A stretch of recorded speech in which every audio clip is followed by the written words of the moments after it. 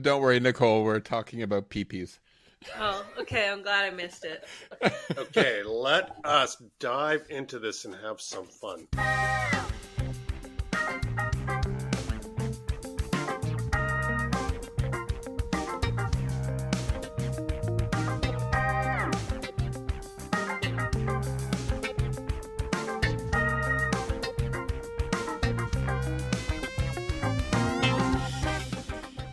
Welcome to the Too Old or Pure Gold movie podcast. In today's episode, we're discussing the 1987 movie, The Running Man. The format of our podcast, two Gen Xers rewatch beloved movies from our youth to find out, are they really as good as we remember? To help us debate and ultimately pass judgment, we ask our millennial co-hosts to watch these movies for the first time and help us determine, are they too old or pure gold? I'm your host, Olen Vanderleeden, representing Gen X. Joining me today, representing Gen X, is my co-host, Mathew Stockton. Hello, everybody. This week, representing the millennials, we have Anthony and Debbie, and representing Gen Z, we have Nicole. Welcome, everyone. Hello. Hello. Today's movie is the 1987 science fiction action movie, The Running Man, starring Arnold Schwarzenegger. The movie was directed by Paul Michael Glaser, and if you don't recognize that name, Paul Michael Glaser is best known as Detective Starsky in the 70s TV show Starsky and Hutch, and his resume is mostly acting credits and TV directing credits. It was probably his most successful movie credit, unless you're a fan of the 1996 Shaq movie Kazan. The original story was written by Stephen King under his Richard Bachman pseudonym. The tagline from the movie is a bit long and a bit confusing. It's the year 2019. The Running Man is a deadly game no one has ever survived, but Schwarzenegger has yet to play. Wait a minute. Did you say that this is written by Stephen King? This is written by Stephen King, yes. That's incredible. Yeah, I suppose it is. It's kind of got that feel to it. Well, and we could talk about how he felt about this movie a little bit later. But as far as this tagline goes, I find it a little odd that they're using the actor's name and not the character. I guess they're counting on the draw. IMDb describes the film as, in a dystopian America, a falsely convicted policeman gets his shot at freedom when he must forcibly participate in a TV game show where convicts, runners, must battle killers for their freedom. And before we get into this movie, for those of you that have not seen this movie, I asked my 92-year-old dad to watch The Running Man and give us a plot summary of the film. Okay, The Running Man. It's an intriguing title. The plot that the United States has become a totalitarian, and the government is pretty rough and tries to keep the population under control. And they do this just like in the old days in Rome, where they would have games and all kinds of good things to keep the population happy. The first scene that you see, there is a person who is a helicopter pilot, and he is a good guy. He looks down, he sees many, many people, probably hundreds, and they are unarmed. They seem peaceful, but they are protesters. And the pilot is told to shoot those people. He says, I'm not doing it.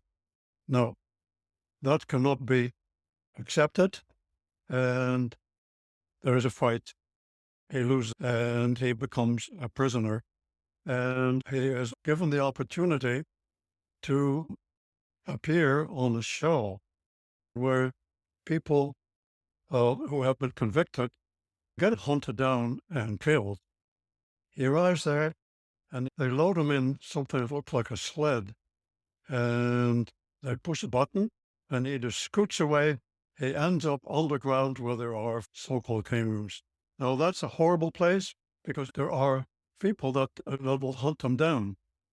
And these people are quite interesting because they have horrible names. One is called Sub-Zero. Another guy is called Buzzsaw. Another one is called Dynamo.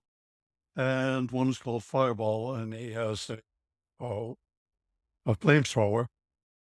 But our hero kills some of those hunters. Eventually, the public are beginning to cheer for our hero. Eventually, manages to kill them all, and now he talks to the game host, called Killiam, and he says, here I am, I've won. And he says, well, maybe I can talk you into doing some more because we really like what you're doing. And he says, well, this is horrible. And so we have to deal with you. And that is basically the end of the show. And there you have it. That is the plot of The Running Man. You can tell he didn't like it. Actually, he did like it. Did he? Okay. He did like it. He said it was a little bit violent, but he found it interesting. And we'll talk about some of the themes and the relevance that they have for today. But he also reflected on it from the Roman days, as you heard, when they had fun games for criminals. I love that he said the good old days like he was there. Well, he's 92, and I don't know when the Roman age ended. Okay, so quickly, let's go around the table and get overall reaction to this movie before we dig into it. I'll go first. Okay, so this movie, I think the cheesy one-liners and the neon spandex make it like the guiltiest of guilty pleasures for me. It's a bad film, but so bad that I love it. I think Schwarzenegger's charisma outruns the plot. And I do think his acting in this film is particularly bad. Like, he'll never be a great actor. He never was, but he's done much better than this with his acting capability. And, yeah, it's kind of like watching a game show on steroids, literally. Okay, well, I'm going to take the next shot at this. So for me, this was so satisfying. I feel like this is exactly why this podcast was developed, to remind the world that there's movies out there like this one. And it is so fun that this movie can never be forgotten. It's absolutely fun. I mean, it's bad in so many ways, but it's so fun that you gotta love it. I agree with you, Olen. It absolutely will not be forgotten. But not for the right reasons. I'd never heard of it before, but I loved it. It was funny. I think I am opposite of everyone. I hated this movie. I'm sorry. I don't know. What? I'm not an Arnie fan to begin with, so that was already like, oh, we're gonna have to fight to get me into it. And then I just wasn't. I like Gladiator, like later in the '90s, but this one, okay, well, lost me. It's fine. We need a Will on every podcast. I have some reasons. I'll talk about it later. I loved it. It maybe wasn't the best quality movie, but a horror game show is kind of everything I ever needed in my life. It's if you made a movie for me, you'd be like, horror game show. The only thing that could have made me love it more is if he was gay. Wasn't he? There were some moments that I thought he was going to go in for a kiss with one of the stalkers. It wasn't Arnold's best performance, but had some 1984 kind of vibes to it. I didn't mind it. Okay, so let's get into this movie then. So this is Arnold Schwarzenegger after Predator, Raw Deal, Terminator, Commando, and Conan, but before Red Heat. So he's already a bankable actor by this point. And, there's a lot of notable people in this cast, like wrestler Jesse Ventura, which was with him in Predator as well in this movie, doing an excellent job. Mick Fleetwood. I don't know why Mick Fleetwood was in this. Mathew, do you have any idea why Mick Fleetwood would be in this movie? No idea, but I do know that the game show host bodyguard was, because my husband was yelling it out when we were watching, is actually a friend of Arnie's from the gym. Oh, really? Yeah, so that guy who like leaves at the end for Arnie to do a thing, he's actually a friend of Arnie's from the gym. I love that. I love that. Yeah. Well, why don't we talk about some of the performances here? So, first of all, what do you guys think of the assassins, or the stalkers as they called them in the movie? I love how over dramatic they are. They're so exaggerated, trying to be scary, that it's so funny. Yeah, they're overly complicated. They're absolutely overly complicated. Okay, Mathew, what's your favorite stalker from the movie? I think it's the opera singing electricity guy, because he's just Dynamo. He's so disgusting. Yeah. Yeah, I did like the like addition to, oh, he's also an opera singer. So unnecessary. And there is something about opera, like it's if you've been to an opera, because you're looking from a distance. I used to have this problem when I moved to Russia. We started doing advertising because most of the makeup artists that we had were like from the Bolshoi Theater, and they're like theater and opera makeup artists. So not recognizing that when the camera's close, you don't need all that makeup because you're not seeing it from a distance. And I think these characters are made almost like they're in an opera themselves, like so over the top for television or for movie. You know what I mean? Well, I definitely think that's part of the fun of Yeah, this. it is. And I'm looking forward to it. For the audience at the end, we're going to do a little bit of recasting and see if we can pick some new stalkers for a future sequel. But let me see, who would my favorite be? I kind of like Captain Freedom. I know he was less out there, but he had the perfect mustache, and I loved his hair. He was Mom's favorite too. Really? I asked her last night because I planned to ask everyone what their favorite stalker was, and so I asked Mom to test my question, and she liked Captain Freedom. Nice. I love Sub-Zero because he had the hockey stick and he would shoot his exploding pucks at people. But I also like the guy that had the light bright as his armor. Yeah, that was a good one. He was my favorite as well. Yeah, same. Little bit of Canadian content there. Yeah. I just liked how impractical it was because he couldn't chase them to anywhere that didn't have ice. He could only fight them in the ice rink. So if they didn't go in the ice rink, he just had to wait there with his hockey stick, blade, and all dressed up. It seemed like a bit of a limitation. He also looked friendly. Well, he was Canadian. He didn't look like you wanted to be a killer. That's true. That's true. Okay, next question. Do we like skinny Arnold? Because this is probably the skinniest he's been in any movie. I didn't notice that, but I did think he looked really good in this movie comparatively to other He didn't movies. look as roid raged out. Yeah, and when he had his beard, he actually looked good in that beard. Yeah, I thought so. That's funny because my first note that I took was Arnold does not suit a beard at all. He looks awful. It looked like someone glued pubes to his face. Hard disagree there, Nicole. It was so bad. It looked like a fake beard. Well, he probably had to stop working out as much, do more cardio since he's the running man. And a quick question for Nicole and for Debbie. Do you think we really need the Amber role in this movie? No. Except for her workout, obviously. That's Needed true. that for the plot. I think she was unnecessary. Normally, I think you kind of need at least one woman in a movie, but I think it would have been better without her. I mean, I guess they needed her to carry the code, but I mean, I was worried she was going to mess it up since she couldn't remember the right numbers. Right? She didn't seem to care at all. I also don't like that she basically provided nothing and then needed to be saved constantly. And also, for some reason, her uniform that they gave her was so much lower cut. All the other guys were wearing ones that looked like they were choking them. The necklines were so high, and hers was so low just to show off her cleavage. It was not nice for women. And I think what's sad about this is she wasn't she was in a lot of bad movies other than this one. This is almost like the best film she was in. Her name's Maria Conchita Alonso. Low bar. And she was just in, a few good movies like Moscow on the Hudson, stuff like that.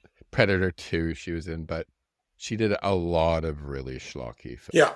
Well, that was the second part of my question. I wondered if we needed that role at all, and I suspected that we didn't, but needed to check with my co-hosts here.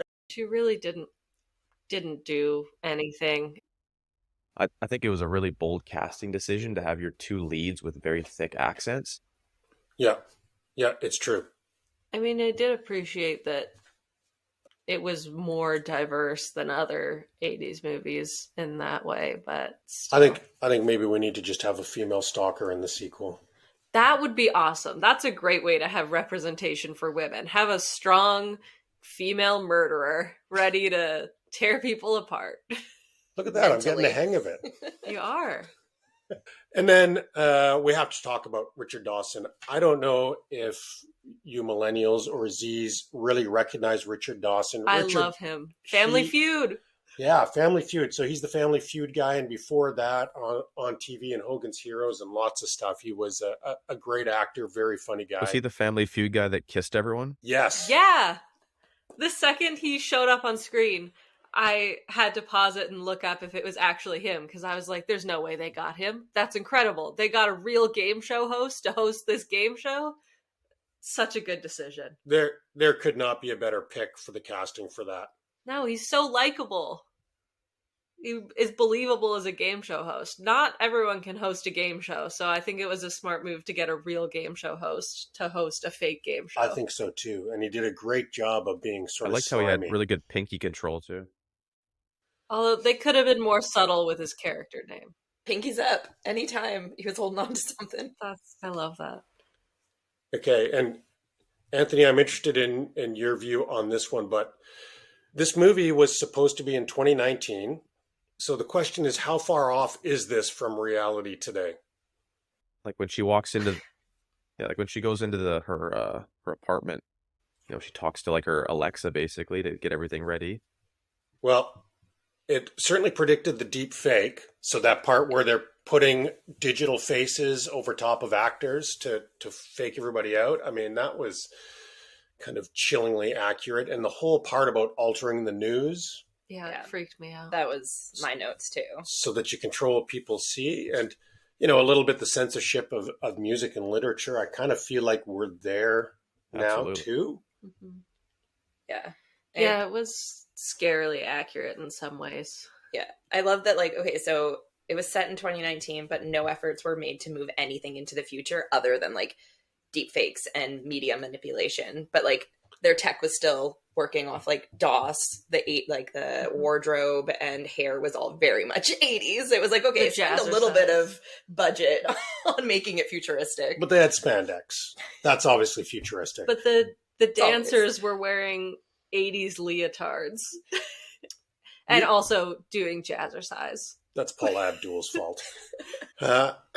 Okay, I have another question. So something I wondered about this movie. Do you think that Elon Musk was inspired by this movie? Because I note, first of all, flamethrowers. Elon Musk did make and sell 10,000 flamethrowers. I'm pretty sure Dynamo's driving a Cybertruck. It looked very similar. Is that not the Cybertruck that he was in? And then I think the tunnels inspired his Boring Company. Honestly, those tunnels, except for the speed, looked like a fun ride. Yeah, fast. I thought it looked little real fast. Few too many sparks. Yeah. I think they haven't worked out all the kinks, but yeah, it does look They didn't fun. have good enough restraints. I feel like it is unsafe. And Although- a net catching you at the bottom. Mm-hmm. I did notice one little continuity error in this movie that when they were sent down the tunnels, they had straps like X's going over their shoulders. They had seatbelts. And then when they shot out the end of the tunnel, they didn't have seatbelts anymore. And that bothered me. Dissolved with the force. Mm-hmm. I liked all the puns. Really enjoyed one-liners were amazing. The one-liners, especially what did I have? He had so many good one-liners. Had to split. What a hothead. I really enjoyed those. Mm-hmm. Sub-Zero, now Plane Zero. Let me give you a lift. Let's see, what other quotes did I have? I love that he called Dynamo Christmas tree. Yeah, that was a good one. I liked the audience lady that was describing Sub-Zero and said, I like my men big and cuddly. Yeah. There was also the Agnes. Agnes knew what was up. She was the one who was the first to vote for Ben. Yeah, to bet on him. Yeah. I like that she said he's one mean mother effer. Yes. Loved hearing an old lady say it. Agnes was my favorite character. Yeah, she's pretty solid. I liked it when Ben Richards said, Killian, I'll be back. And Killian goes, only to rerun, go. I had that as the best line from the movie. Because they're obviously referencing his Terminator. I liked when Amber said we should have taken that trip to Hawaii. And he said, well, I had the shirt for it, but you had to F it up. Get out of here, Amber. Yeah, she ruined everything, really. Honestly. So, Nicole, I have a question for you. You're always our critic of 80s fighting, and my question is this: why are 80s action fight scenes actually so satisfying? I mean, I know that modern John Wick is technically better, but these fighting scenes were just so fun. The fight scenes were good if you took out the fake sound effects. Like, they'd be better without them. But I liked the fight scenes other than that. I really liked that he cut Buzzsaw up the crotch. Mm-hmm. And I wrote down exactly the quote that my partner said when that happened. She said, "Oh my God, it went right up his wiener." Oh, God. The one-liner from that, he had to split. Yep. Yeah, that was a good one. Okay, who would like a copy of the Running Man home game? Yes. No. I thought that looked fun. I love a good game. And then the other note I had is that I feel like this really spawned a genre of movies, right? Because Hunger Games, Maze Runner, The Purge. Which I like those movies, but I just didn't have this one. I don't think it spawned it, because there were movies like this before this one, and they've always had ideas like this. There's books written about this kind of stuff way before this came out. You know, it was already a genre that was going strong. Okay, well, best parts of this film that we haven't called out yet. I mean, I liked so much of it. It was just a good campy horror movie. Like, it wasn't really a horror movie, but it kind of was in my mind. It had the same energy, and I really liked it. It was kind of an action film. Yeah. But I liked that it was, like, the concept felt like it could be in a horror movie. And I liked that about it, because I love horror movies. So I like when a movie gets kind of close to that genre. And I liked how ridiculous it was. It was so funny the whole way through. Everything made me laugh. It was just so fun. Well, I had for best parts the yellow unitards. I think they were awesome. Debbie, I had same as you, the lady in the audience when she picks Ben. That was my favorite part of the movie. Jesse Ventura's wig was spot on. And the other scene I like is when he stabbed the lawyer with the pen in the back. That was good. That was in my notes. That was a power move. I loved that. Because it's so funny. I want to do that so badly. Yeah. Any other best parts you guys want to highlight? I really liked that they kept calling it sports, like it was a sports channel and not a game show. I really liked the other game show that they showed on the news channel, Climbing for Dollars, was it? I loved Climbing That for was Dollars. hilarious. With Doberman's nipping at your heels. There was a Doctor Who episode similar where a news station was taken over by deadly game shows, and I just love the concept. It's so funny that they just have so many game shows where it's either you win money or you die. Good luck. That's entertainment. Okay, and I'm trying out a new metric for this episode. I want to get a mustache score. So Captain Freedom had an amazing mustache. The old Ben Richards pictures, he had mustaches. Lots of guys in the background with mustaches. What do you give this on a mustache scale from 0 to 10? 10. Yeah. 10. I was gonna say 8. Yeah, I was gonna say 8 as well, because not enough people had Captain mustaches. Freedom's mustache was so good it makes up for every other person that didn't have one. I liked Buzzsaw's mustache because it made him look more like a killer. Also, why is it okay that they're murdering people brutally, but other people who murder get put in there to get murdered? Government sanctioned murder. I guess. But, like, did they find these people who were already murderers and offer them contracts because they were just so good at murder? Or did they get people who had never murdered and dressed them up and said, all right, go murder? I think they probably got murderers because remember they tried to recruit Ben. That's true, but that felt desperate.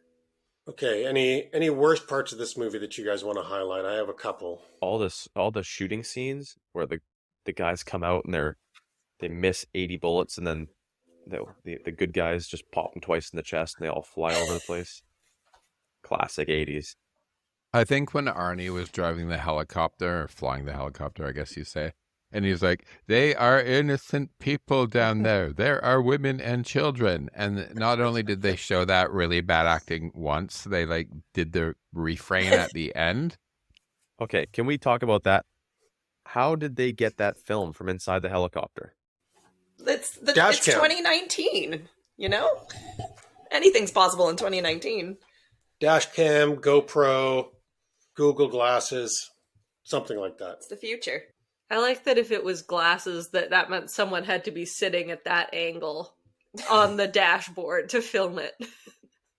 This is 2019, man. Media manipulation is strong. The worst part for me was the opening because it was too much reading right at the beginning.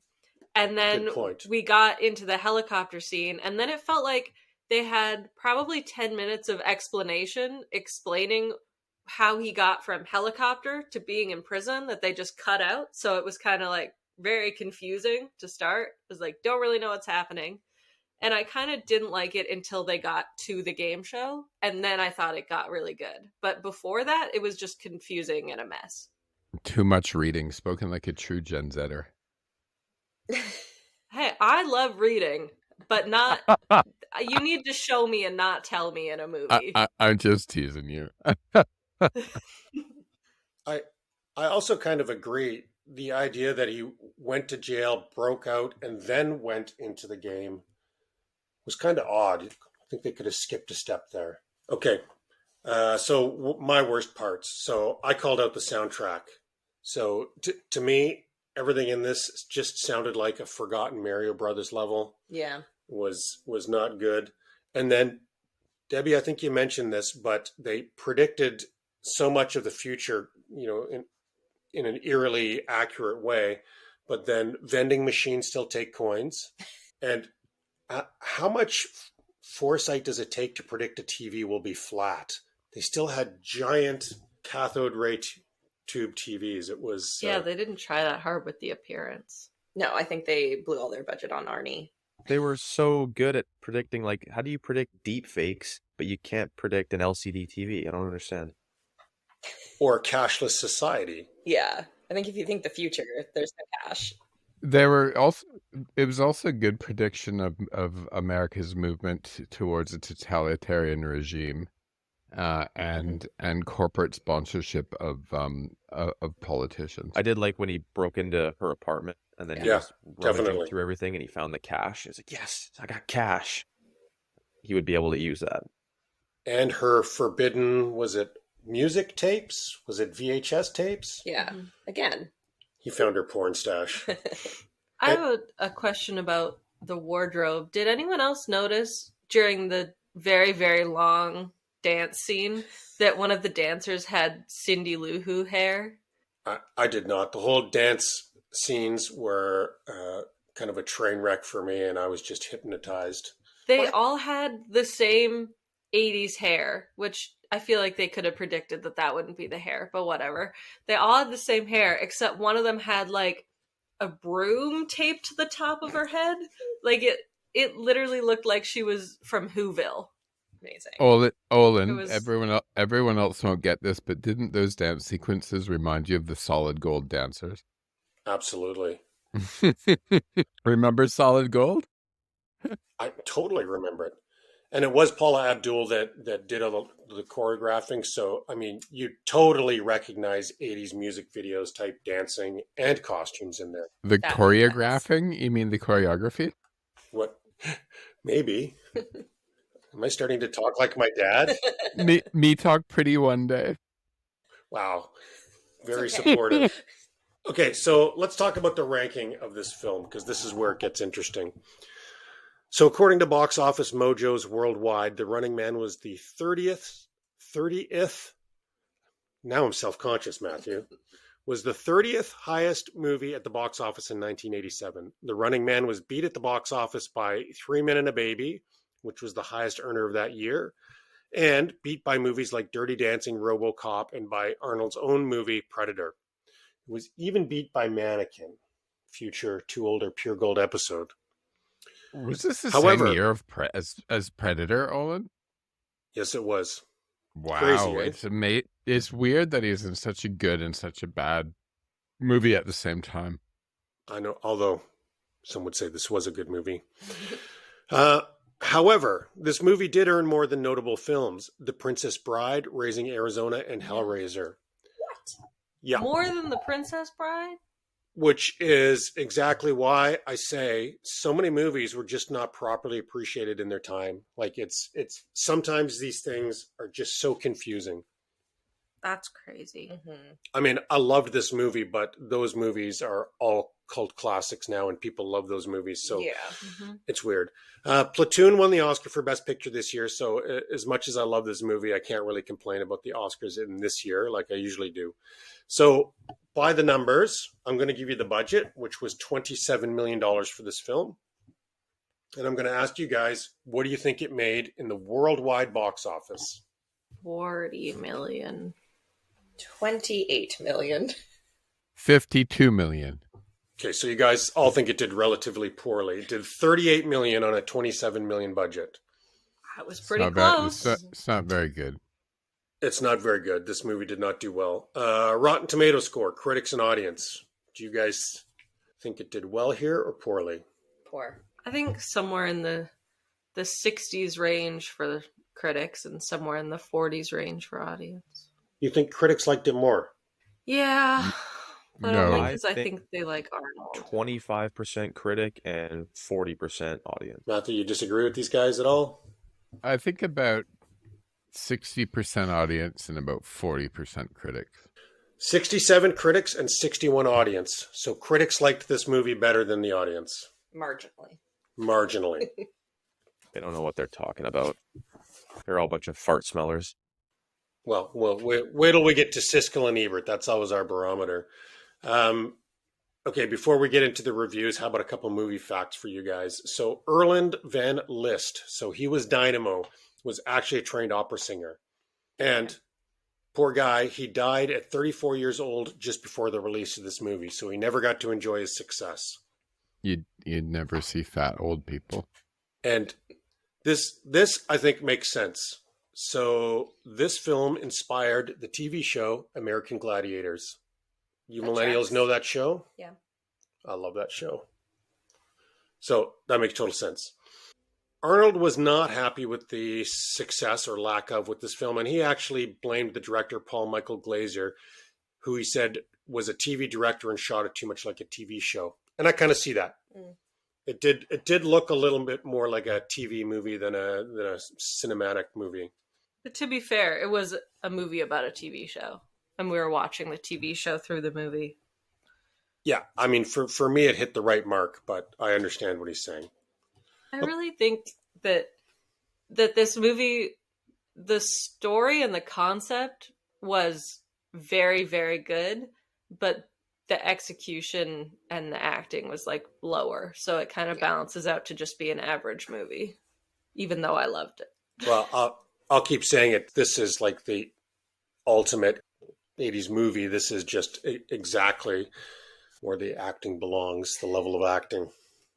Really good actors don't belong in the 80s. Okay, a little bit of casting. So for the role of Ben, Dolph Lundgren, Christopher Reeves, and Patrick Swayze all expressed interest in the role of Ben.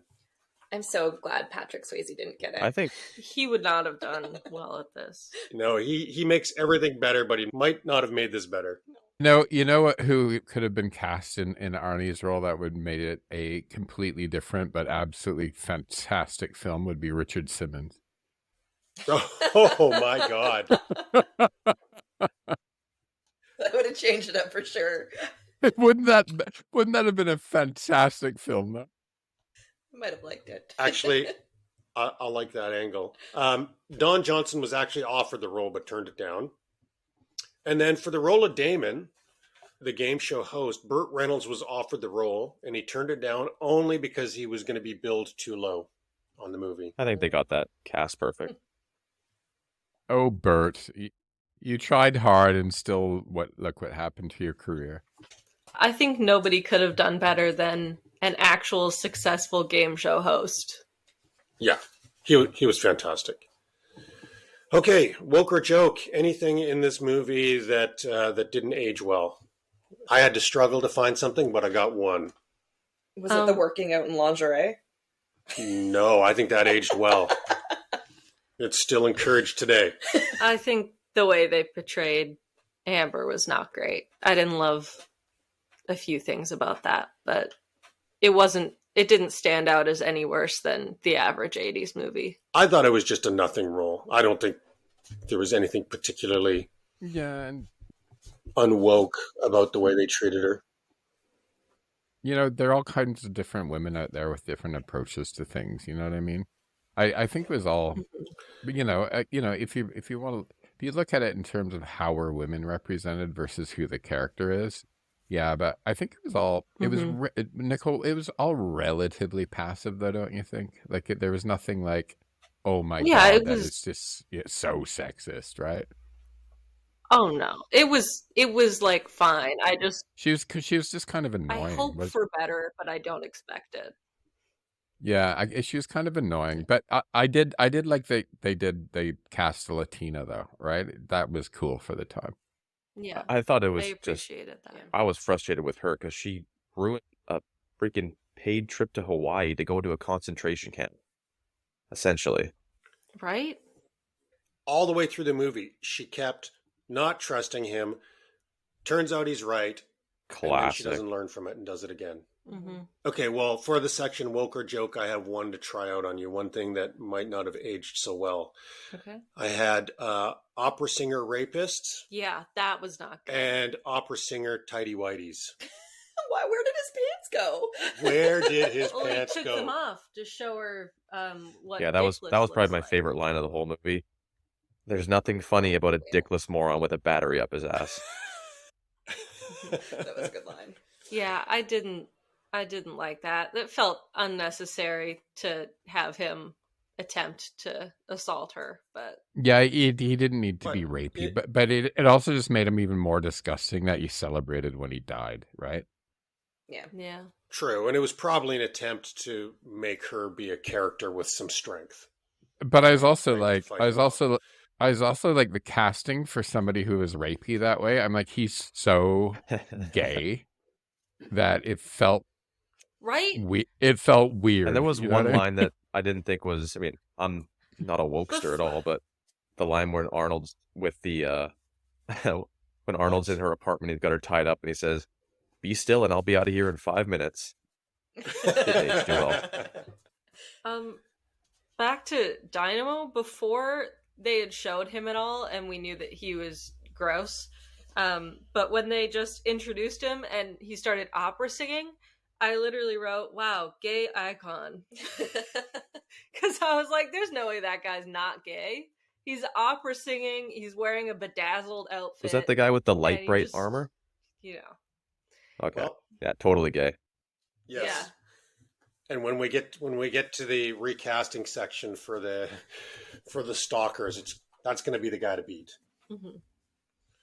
Okay, so let's see how this movie was reviewed. So, however you guys felt about this movie, I promise you that there were others who liked it more and less than you.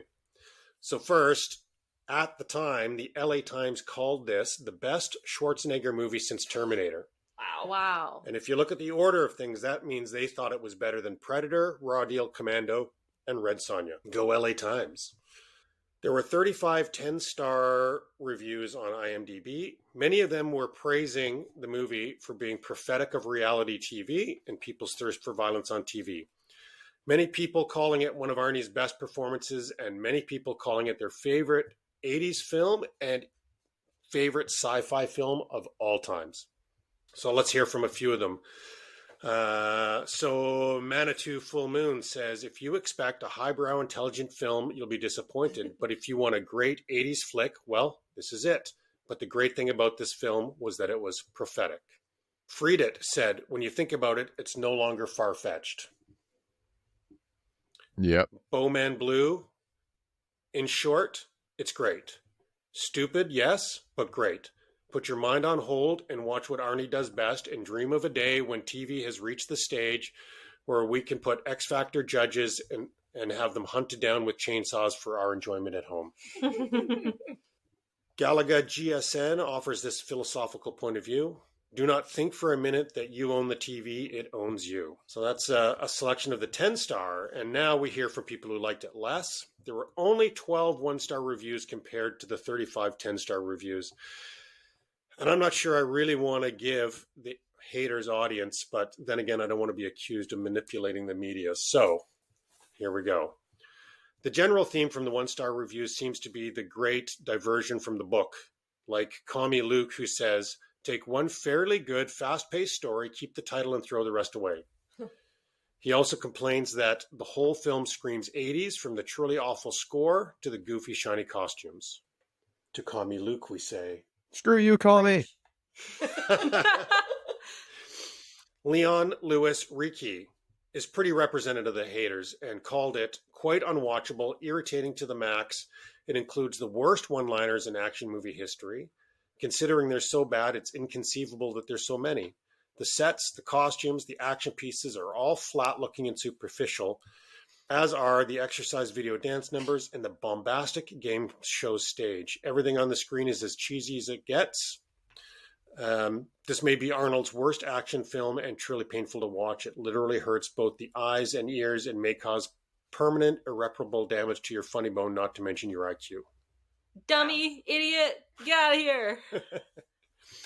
And I always love the lazy fans. So KM391 says, I can only credit the Barca Lounger people for having actually seen the whole film. I wanted to get up and shut it off, but I was too comfortable. Still, now that I've seen it all, I wish I hadn't. Did I write that? Nicole, do you have anything to say to KM391? Screw you.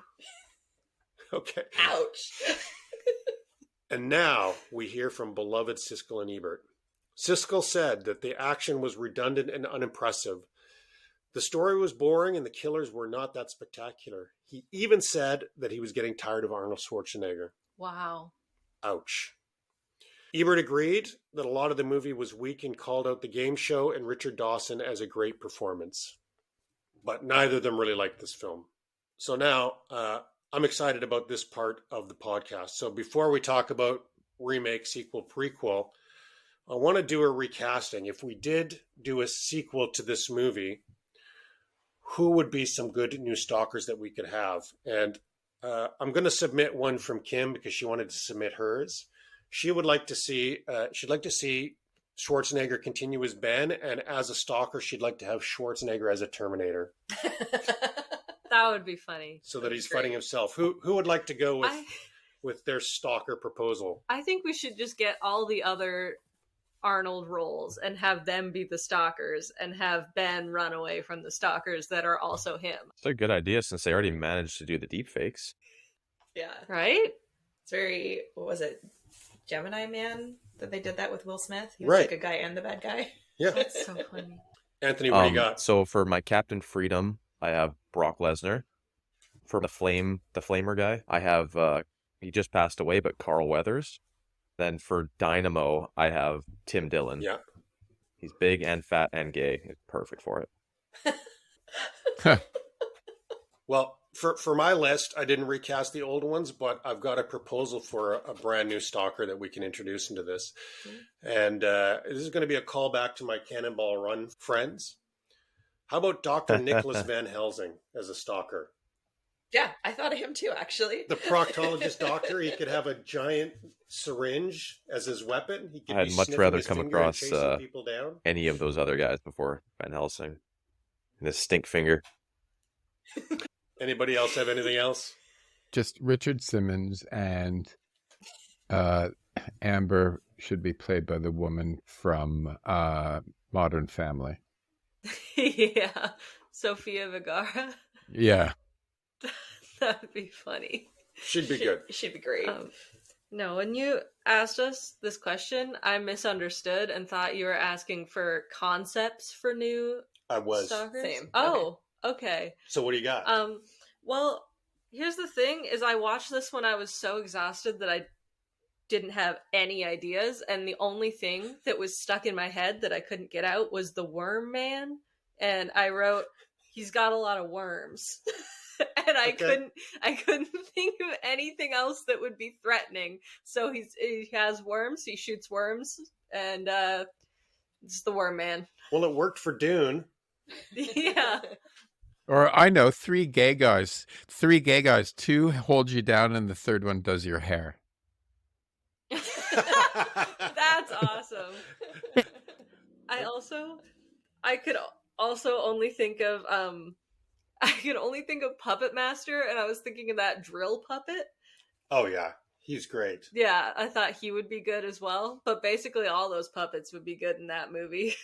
We could do a crossover. Yeah. So, does anybody here think that this deserves a remake or a sequel or a prequel? I think Nah. remake. I think it could be successful if they remade it with a modern budget and, good effects. I think the concept is good, but they could execute it better.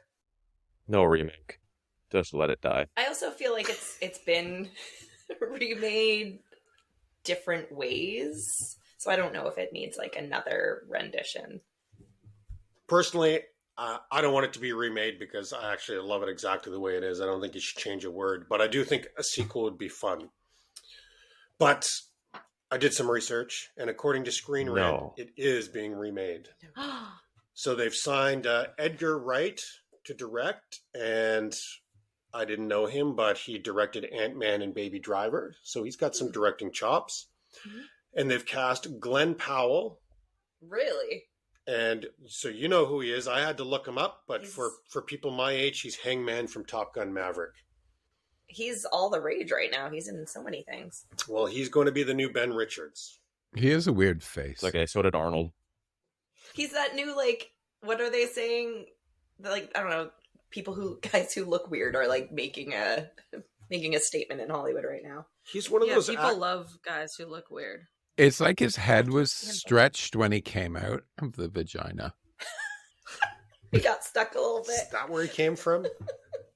Yeah, he's one of those actors that looks like 4 or 5 other actors that all Mhm. kind of look the same. I don't know. Guys who look a little funny are very I was born in the popular wrong with women generation. for some reason. So good to know. Any other comments you guys have before we get to the conclusions and wrap this up? I'm sad that Richard Simmons is dead now because he can't be part of. He Part he of would Glenn- be fun. Glenn. I actually kind of think he would have been fun as the game show host too, in the Damon role. Oh, he would have been amazing. That would have been fantastic.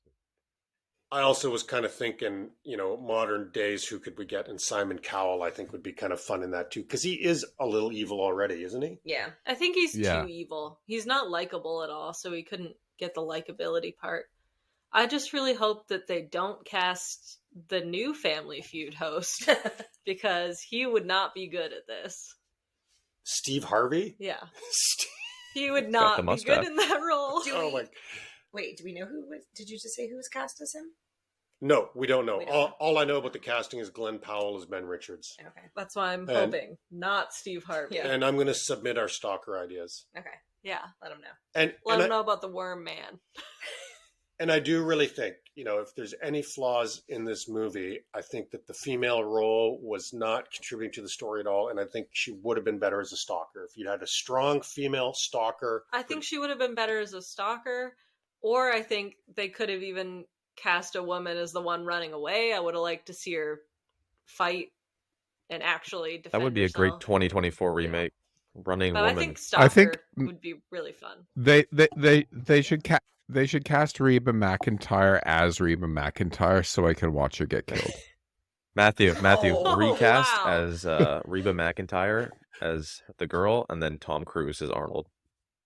Oh gosh, that I would not see that film. And we have to get okay, Tom Cruise as Arnie, Reba McEntire as one of the stalkers, and Ricky Gervais as the host of the show, and I would 100% not see that film. That would be a garbage fire. Not your dream cast. That's my nightmare cast. Those three, for some reason, I know that my hatred for those three actors is there's something in my psyche, like My hatred for them is beyond what it should be, but I just can't stand the sight of any three of them. Yeah, fair enough. Hilarious. Okay, so this was a good discussion. I think it's time to wrap it up. So we have to ask our co-hosts, is this movie too old or pure gold? I think pure gold. It wasn't necessarily a good movie, but I think that makes it hilarious, and it was a good concept. It made me laugh. I was entertained. I would Too call it old. fool's. I'd call it fool's gold because it's still shiny, but it's not pure gold. That's a good thing to say. I agree. It's fool's It's not. gold. Doesn't feel too old. It just wasn't good.